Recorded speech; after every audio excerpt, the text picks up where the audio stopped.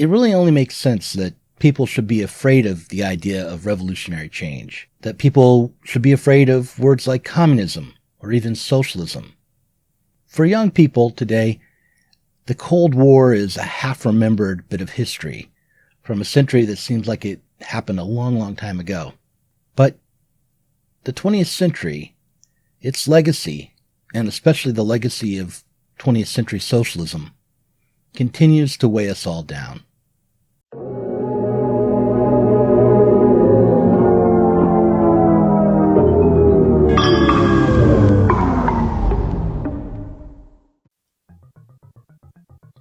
The failed experiments in the Soviet Union, in China, in Cambodia, and elsewhere had an effect. Still, I think we should look beyond these historical failures, as we can too easily explain them away as contingent or accidental. Instead, we should accept that the question of the role of the party has not yet been adequately answered. Hello, Zero Books viewers and readers. It's me again, Douglas Lane, and in this video, we'll examine the need for a proletarian party and the pitfalls and questions surrounding the party when conceived of as a mechanism that would direct our productive life. We'll begin with a quote from the Michael Brooks book, Against the Web. Over the years, while he was on the Majority Report and TMBS, Brooks developed an obsession with two broad subjects. Michael liked to talk about the importance of history and the need for the left to seek and hold power. I came across a speech fragment from Martin Luther King Jr. recently, which I played on my show. He talked about the fallacy that certain Christians misunderstood love as a ceding of power, and then Nietzsche came along and rejected Christian morality because he thought it was denying someone's vitality, the will to power in a healthy sense. And he said, love without power is sentimental and anemic, and power without love is abusive and corrosive. I'm paraphrasing. And that was when I saw it, I thought, well, here, okay, we know the left wing Dr. King. Well, here's the Machiavellian Dr. King, and I love it. I want the left to have Machiavelli so that we can have the strategy, the ruthlessness, the clarity to actually win these battles. In his book, Michael spelled out what he wanted even more clearly. He wrote, as long as the capitalist class retains its economic power, owners will always try to roll back workers' advances. The history of the 20th century shows this process playing out over and over again. Political advances made through reforms and regulations can always be undone as long as the economic power that sets the terms of society remains the same. And yet, the struggle for political reform is by all accounts central to the struggle for socialism. We clearly need a political project, a party, in order to take political power. But will that party be able to transform or even replace the economic foundation that determines all power under capitalism? If you enjoy these videos, you should click on the subscribe button and hit that bell. Even better, you might consider supporting us on Patreon. Our patrons get access to all of our podcasts, including 2 new series, one on Rosa Luxemburg's Reform and Revolution, and the other on the communizer Gilles Dauvé and his book From Crisis to Communization. Starting in August, we'll also be introducing a monthly podcast series on Trotsky and the Russian Revolution for patrons. Support us on Patreon and join us in learning critical theory with the aim of changing society. Before we can adequately tackle the question of what form a workers' party should take, we first should re-examine what might seem like a merely academic question. Namely, what do Marxists mean when they say they are materialists? One hint that might guide us can be found in Lenin's philosophical notebooks. In it, he wrote that intelligent idealism is closer to the intelligent materialism of Marx than the stupid materialism that dominated the empiricist tradition. The intelligent dialectical idealism of Hegel took the objectivity and or physicality of the world to be a necessary condition for our understanding. According to Lenin, this was closer to a Marxist conception of materialism than a materialism that takes the objective of a material world to be a metaphysical entity standing apart from our cognition or interpretation of the world. The difference between the intelligent idealist version of dialectics and Marx's version is this. While Hegel, following after Kant, saw the objectivity of the world as a necessary aspect of a world that was, in its essence, conceptual or internal, Marx saw subjectivity arising out of the necessity imposed upon physical beings in an essentially objective world. That is, human beings developed concepts as a response to physical needs, rather than having developed the concept of the physical out of a primary need to know or understand their existence. Men were not primarily philosophers, but were animals who became philosophers as a survival strategy. However, stated this way, we are far from a full working out of dialectical materialism because we have left out some facts about our objective and universal condition as physical animals. To put it crudely, human beings aren't platypi or leopards. We aren't solitary creatures who mostly rely on our own abilities as independent individuals to survive, but rather, we are social animals. More specifically, we are primates armed with language who rely on social cooperation to create conditions that are suitable for the reproduction of our social group. Further, the form or structure of our reproductive social cooperation determines both the form of our social group and how this social cooperation itself might change.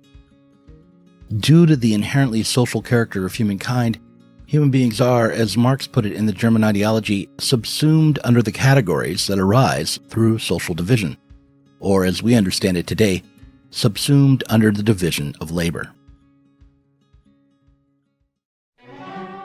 But let's return to the question of the party. We should remember that Marx was a philosopher of freedom. Unlike various romantics who wanted to escape the limits placed on individuals by society, who sought independence through a return to some imagined natural order, Marx sought to take advantage of the massive wealth capitalist societies produce, a wealth not only measured in gold or consumer items, but also in terms of scientific understanding. The aim was to escape from the necessity imposed by material needs through the development of human understanding, human creativity, and human power. Up until the time of the bourgeois revolutions, Marx argued, the social divisions between people were mystified. Religious conceptions of the world created the impression that our social relations were objective, pre-established, perhaps immutable. Whereas a secular, Marxist approach would see that our own productive social relations were the source of the values, morality, esteem, and aims that various religions gave expression to. If we conceive of the world and its values as directing us, that is because we have set up material relations that dictate our activity.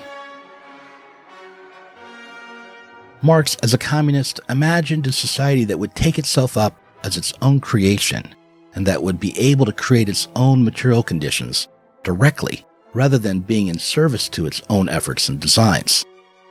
This idea, the idea of communism as a state of both individual and societal freedom, is what the party is meant to either assist in bringing into existence or, according to some Marxists, to maintain and reproduce.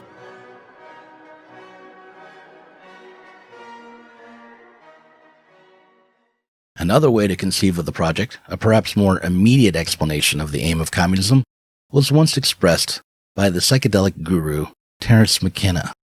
And the way I characterize this union of opposites is to say it is that realm where the body is finally interiorized, the mind is finally exteriorized.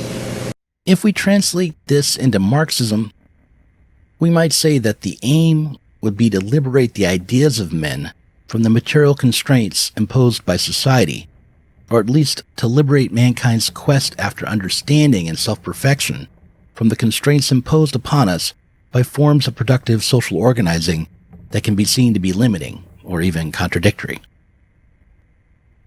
Specifically, as we live under capitalism, aim would be to unify the opposition between owner and worker, or bourgeoisie and proletariat. To unify these not into a balance, but into a new form of productive self-organization. What this means is that a communist party is tasked with leading the workers in the creation of conditions where they see themselves as products of their own activity, and then take up the task of changing their activity in order to hold on to the insight and become free to participate in the expansion of their own collective power and understanding.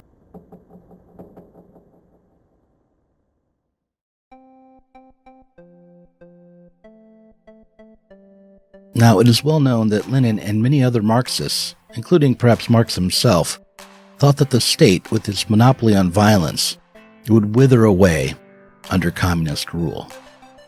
On the other hand, the Italian communist Amadeo Bordiga believed that the party would not wither away, but would take on a central function in a communist society.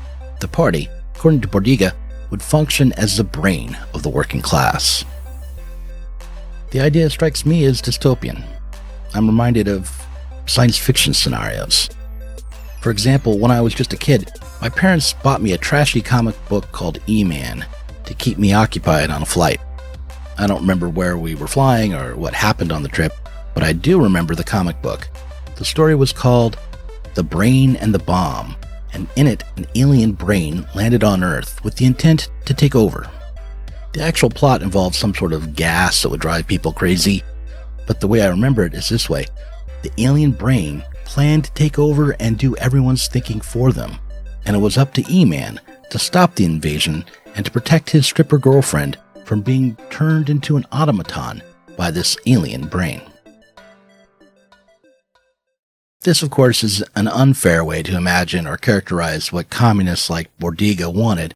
Bordiga didn't conceive of the party brain as something alien to the working class, but rather as something that was organic. This didn't mean that he thought that the party was a naturally arising power, but rather that the party would arise out of and be dependent upon the system of interdependence that the workers would create materially. One of the difficulties of the idea, however, is that for Marx, what is organic is the relationship between opposites. For instance, organic capital is the relation between the abstract value produced by capital and the physical or sensuous components of material production. The party, as the brain of the working class, would only be organic in so much as it arose out of the relationship between the physical and abstract aspects of a new communist system.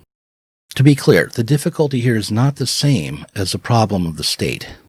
Those who object to the party as the organ that would facilitate the self-organization of society under communism, for instance, our own Derek Varn in his essay, The Brain of Society, notes on Bordiga, organic centralism, and the limitations of the party form, do not object based on a fear that the party would continue to hold for itself the right to use violent force. Rather, he objects both to the party's power to ration the products of society and to the party's power to judge the merit or capacity and determine the social role of individuals. The party, as the brain of the proletariat, does both the thinking for the workers, directing their productive activity, and decides who should enjoy or consume what products. However, if we conceive of the party as a think tank and educational facility that merely informs and guides the self-education of workers' councils as they determine their own activity, this brain party becomes less terrifying. But the problem of rationing or distribution remains. Without directions from some central committee, how are the various workers' councils to distribute their products? If they do so democratically, on what shared basis would one sector of the economy vote to give its products to another? If the exchange will not be mediated through any equivalent value under communism, what will set up the terms of exchange, other than the authority of a state party? The distribution of goods in a communist society will have to be determined by some universal value, not the abstract value of capitalism, but some universal value that can guide production. We might imagine that all of society would freely organize itself around the aim of space exploration, that the party could provide information and education towards the end of coordinating our collective effort to produce a warp drive. We might imagine that the social aim of society would be to create beautiful citizens. We would transform every individual into a sexy star worthy of admiration. The party's role would be to inform us about the history of beauty and sex appeal, to rank every citizen's current level of beauty, and then help us coordinate our efforts so that everyone could get the very best plastic surgery. What capitalism has over these sorts of values is that its value is abstract. Rather than being determined by any given sensuous or particular aim, we have a system that aims to maximize labor time. This has led to many contradictions, divisions, and conflicts, but it does have the advantage of accommodating a wide variety of cultural and personal ambitions. The challenge facing communists is, at least partly, to conceive of a universal form of social production that is mediated not by a central authority or a decentralized network, but rather by a social value that is both universal and dynamic. If you're confused, don't worry. And if you're not sure what capitalist value really is, or how we arrived at discussing value when we started out with the aim of discussing the party form, don't worry. I'll tackle explaining what capitalist value is more fully in the next video as I take up another problem for Marxists, namely the problem of utopianism, or the need for and the rejection of blueprints.